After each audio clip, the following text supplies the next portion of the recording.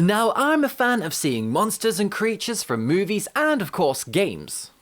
And I wanted to bring a little bit of that inspiration to painting a tabletop miniature. The plan is to make it a bit grotesque looking and to maybe freak my opponent out a little bit whilst we play some games. The miniature that I have chosen is from Games Workshop's Middle-earth range and it's called the Dweller in the Dark. Now this little fella has got a really cool rule in the game, and this sparks some ideas of how I imagine the miniature should look like. So I made it a bit more unique looking rather than the one on the website. I started with the wings, because normally I go with the outer extremities first of a miniature, such as wings, arms and legs, and then finishing off with any details. Sponging a pattern onto a miniature is always fun, especially if it's got a large surface area such as these wings. You can create a nice quick mottled effect, quicker than a brush. But it also leaves a quite random look, which is perfect for something quite natural looking, like this beast today. With the base coats of the wing done, it was time to work on the skin. The nice thing about this cast is that the muscles are pretty defined, so it's really easy to pick them out with a makeup brush. You only need a small amount of paint on the brush, because the bristles are so soft it will kind of just blend them in naturally. Kind of like a dry brush method, but it kind of blends in at the same time. Which makes painting things like this a breeze, and it makes it a really enjoyable project. I'm not really too bothered if it's going to be a bit messy here and there, because, well, hey, it's a horrific monster. And speaking of the horrific part, that's next. Back in the day, games like Resident Evil and Silent Hill freaked me out, but I loved playing them. It was monsters like the hounds and the lickers that I found the creepiest, and they are a major influence on this next part.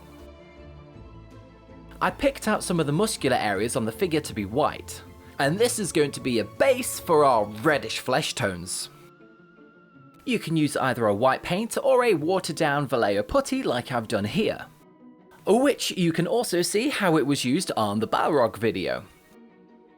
The star painter of the video has got to be the aptly named Slaughter Red by Army Painter. This gory, deep, rich red was then watered down slightly and then added to all of our newly painted muscle areas. This will be our base for the exposed flesh. And to give the muscles a little bit more depth, some gloss varnish was mixed into the red, and a second layer was added, but only into the gaps between the muscles themselves, the recesses between the skin, and the rib cage. With the monster starting to take its horrifying shape, I thought, let's go crazy, let's make the wings red as well. But I did bring it back a little bit with the blusher brush to blend it out, so the red wouldn't be so intense and overpowering.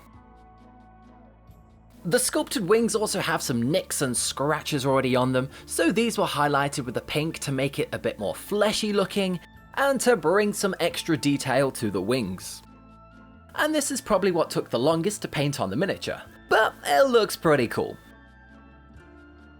After bringing out the details on the wings, I did the same thing with the open wound fleshy parts. For the larger areas like the arms, I painted on a series of thin lines to mimic the look of muscle fibers. The rules for this monster in the game is where I got this initial idea from. Each time it slays an enemy model in combat, it regains a single wound from earlier on in the battle. And I like to think that he's eating his victims to regain his strength, or, for something a little bit more sinister, is that he's peeling the flesh off of his enemies to patch himself up, so he's not leaving a bloody mess everywhere. Have any of you guys been inspired to paint a miniature with something that you've read, or that you might have seen on the big screen or a TV show? With the bulk of the main section done, it was time to add the details. For all of those steps, I will add them into the pinned comment below, just in case you want to follow along. Also, for future videos, let me know if this is a good idea. Because if these videos help you guys out, then it's all worth it. Oh yeah, he's looking pretty gruesome, but let's now turn that into something a bit more horrific. I'm gonna use this 𝘢𝘭 adhesive to create some sinew and some manky exposed tendon fleshy parts to our monster.